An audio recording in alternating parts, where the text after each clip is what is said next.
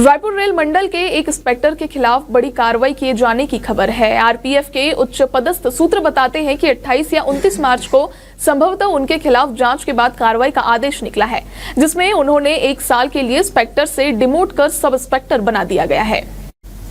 इस कार्रवाई के पीछे 2 अलग अलग बातें सामने आ रही है। एक जिसमें रेलवे लाइन चोरी के बाद ठीक से कार्रवाई न किए जाने की, तो दूसरी ट्रांसफार्मर चोरी के बाद एक व्यापारी को बचाने के एवज में लेन देन के आरोपों की। हालांकि ये कार्रवाई किस वजह से हुई है, ये स्पष्ट नहीं हो सका है।